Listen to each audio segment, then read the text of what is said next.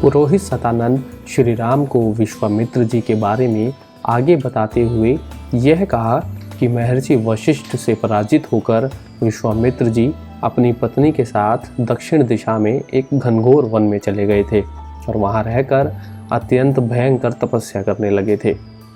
वहीं वन में विश्वामित्र जी के हविष्पनंद, मधुष्पंद, दृढ़नेत्र और महारथ नामक 4 पुत्र उत्पन्न हुए थे, जो बड़े होकर सत्य और धर्म पर तत्पर रहते थे।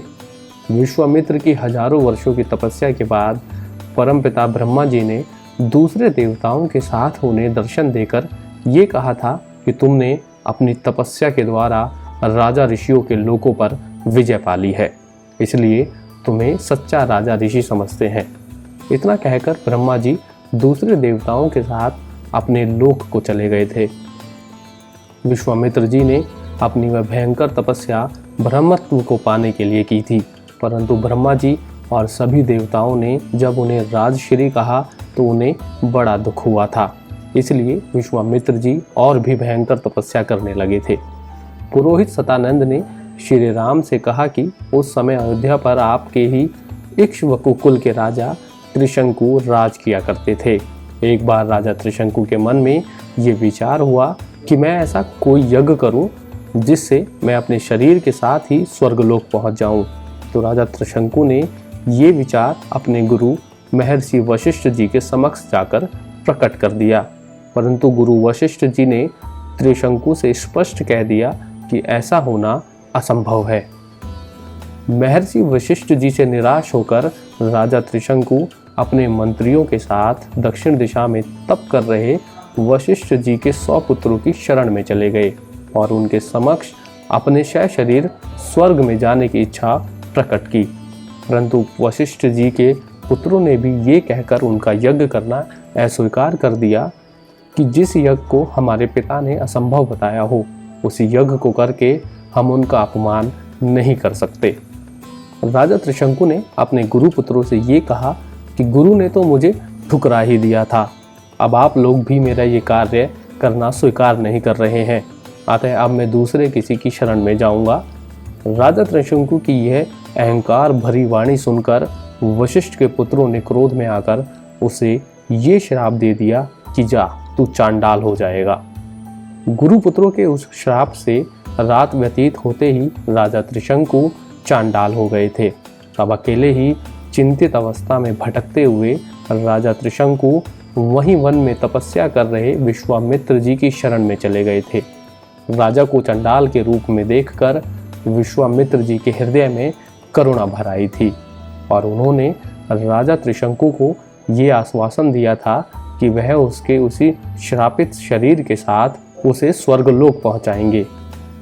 राजा को आश्वस्त करके विश्वामित्र जी ने अपने पुत्रों को यज्ञ करने की सामग्री जुटाने की आज्ञा दे दी थी और अपने शिष्यों को महर्षि वशिष्ठ को छोड़कर अन्य सभी ऋषियों और मुनियों को बुलाने के लिए भेज दिया था। विश्वामित्र जी की आज्ञा से उनके शिष्य सभी ऋषियों और मुनियों को यज्ञ करने का आमंत्रण देते हुए महर्षि वशिष्ठ जी के 100 पुत्र के पास पहुंच गए थे। वशिष्ठ के पुत्रों ने जब विश्वामित्र के शिष्यों का आमंत्रण सुना तो वो क्रोधपूर्वक बोले कि ये तो चांडाल का यज्ञ है और कराने वाला क्षत्रिय, उसके यज्ञ में महात्मा ब्राह्मण यज्ञ कैसे कर सकते हैं। वशिष्ठ के पुत्रों की कही हुई ये बात सुनकर विश्वामित्र जी ने क्रोध में आकर वशिष्ठ जी के पुत्रों को श्राप देते हुए ये कहा था कि मैं उग्र तपस्या में लगा हूँ, जिसने मुझ पर दोषारोपण किया है वे दुरात्मा भस्मीभूत हो जाएंगे और 700 जन्मों तक चांडाल जाति में जन्म लेंगे। उसके बाद विश्वामित्र जी ने आमंत्रण में आए हुए ऋषियों और मुनियों के साथ मिलकर राजा त्रिशंकु का यज्ञ प्रारंभ करने लगे। विश्वामित्र जी ने सभी देवताओं का आह्वान किया कि वह आकर यज्ञ में अपना अपना भाग्य ग्रहण करें, परंतु उनके आह्वान करने पर भी कोई देवता यज्ञ में नहीं आए।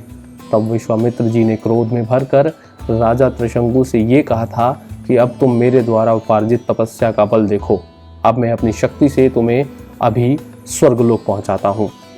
उसके बाद राजा त्रिशंकु को ये आदेश दिया कि हे राजन, तुम स्वर्गलोक जाओ, और इतना कहते ही राजा त्रिशंकु का शरीर हवा में उड़ने लगा और स्वर्गलोक की तरफ चल पड़ा।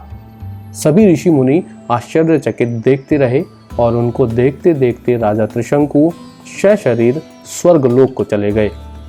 स्वर्गलोक में आए हुए राजा त्रिशंकु को देख सभी देवताओं तथा इंद्र ने उनसे ये कहा कि तू अपने गुरुपुत्रों के श्राप से नष्ट हो चुका है, अतः तेरे लिए यहाँ कोई स्थान नहीं है, जा तू पुनः पृथ्वी पर गिर जा।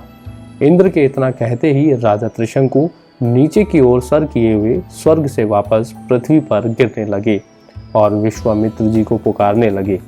विश्वामित्र जी ने जब उन्हें स्वर्ग से गिरते हुए देखा तो राजा त्रिशंकु की पुकार सुनी और उन्होंने क्रोध में भरकर राजा त्रिशंकु से कहा, ठहर जा वहीं।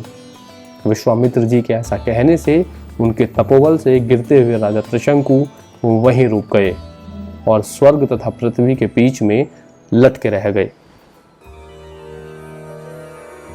रामं